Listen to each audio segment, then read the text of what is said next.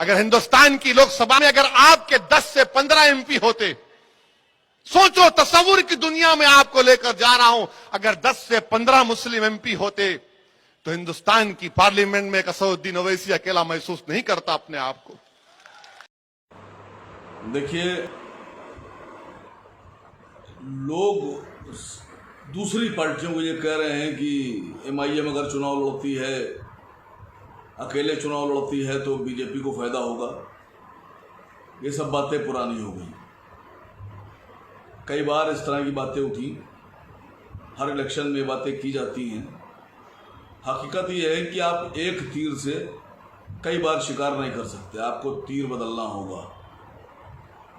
ये जितनी पार्टियां इल्ज़ामात लगा रही हैं एमआईएम के ऊपर, चाहे वो कांग्रेस हो, चाहे सपा हो, चाहे कोई और पार्टी हो, चाहे कोई और पार्टी हो, दरअसल ये सब एक दूसरे पर भी यही इल्ज़ाम लगा चुके हैं। जब ये साथ होते हैं तो दोस्त होते हैं, और जब ये अलग अलग चुनाव लड़ते हैं तो एक दूसरे पे इल्ज़ाम लगाते हैं कि फलां की वजह से बीजेपी जीत गई, फलां की वजह से बीजेपी जीत गई। मैं सिर्फ एक गुजारिश कर रहा हूं कि मजलिस-ए-इत्तेहादुल मुस्लिमीन से इस बात की दहशत रहती है कि मजलिस सवाल बहुत पूछती है। आज जो एक बड़ा सवाल है वो ये है कि जब 2012 के चुनाव से पहले समाजवादी पार्टी का मैनिफेस्टो जारी हुआ था, चुनावी घोषणा पत्र, उसमें अखिलेश जी ने कहा था कि चुनाव जीतने के बाद मुसलमानों को 12% आरक्षण दिया जाएगा।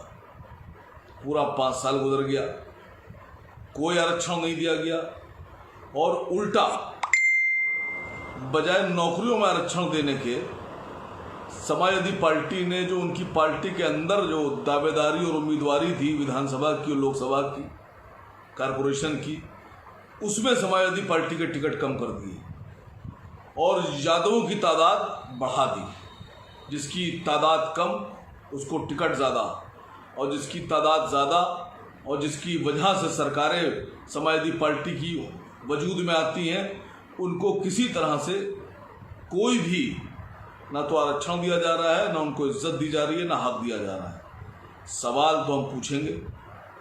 मजलिस-ए-इत्तेहादुल मुस्लिमीन के तमाम लोगों से मेरी गुजारिश है कि समाजवादी पार्टी के सभी लोगों से, चाहे वो ज़िले के लोग हों, नगर के लोग हों, वार्ड के लोग हों, प्रदेश के लोग हों, राष्ट्र के लोग हों, जहां इनकी मीटिंग लग रही हो वहां इनसे सवाल कीजिए कि कहां है हमारा आरक्षण, कौन सा आरक्षण दे रहे हैं आप?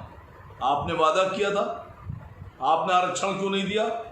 और मैं मीडिया कर्मियों से, मीडिया के जरिए से, समाचार पत्रों से, सभी मीडिया हाउसेस के जरिए से सवाल पूछ रहा हूं अखिलेश यादव जी से कि 2012 से 17 तक की सरकार में तो आपने आरक्षण नहीं दिया।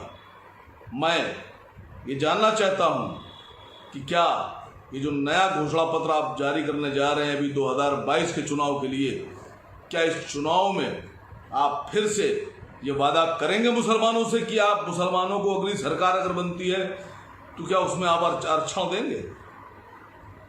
आप क्या मुसलमानों के आरक्षण के पक्ष में हैं? और अगर अब किसी आरक्षण का वादा कोई भी पार्टी करती है तो वो उस वादे को सिर्फ वादे तक रखेगी या जमीन पर लागू करेगी? हम सवाल पूछते हैं, हम इसलिए कड़वे हैं। हम सवाल पूछते हैं इसलिए हम आंखों में गड़ते हैं, इसलिए हम लोगों की जबान पर रहते हैं। हर आदमी उस आदमी से परेशान रहता है जो ज़्यादा सवाल करता है और जो हक की बात करता है, तो इसीलिए हमसे भी लोग परेशान हैं। दरअसल बात यहाँ के ऊपर किसकी वजह से किसकी सरकार बन रही है और किसकी वजह से किसकी सरकार हट रही है, सवाल ये नहीं है। सवाल ये है कि अब मुसलमानों की तरफ से एक ऐसी आवाज़, बेबाक आवाज़ असद ओवैसी साहब की ज़मीन से उभर कर आसमानों तक जा रही है, जो ये कहती है कि मुसलमान अब वोट बैंक नहीं है, अब मुसलमान हिस्सेदार है, अब मुसलमान हक मांगता है, अब मुसलमान को जो हक देगा वही राज करेगा, जो मुसलमान के हिस्से की बात करेगा वही राज करेगा। और जिसने मुसलमान के साथ झूठे वादे या वादा खिलाफी की तो उसका हश्र मुसलमानों को चुनाव में बता देगा। मुझे शिकवा गिला आपसे है, उन लोगों से नहीं है मुझे, क्योंकि आपको तय करना है आज। अगर आज आप ये सो जाएंगे कि नहीं नहीं वो है ना, आप क्या करेंगे, मुतबादिल नहीं है हमारे पास, ठीक है हराओ मोदी को। मैं नहीं कह रहा हूं कि मत हराओ मोदी को,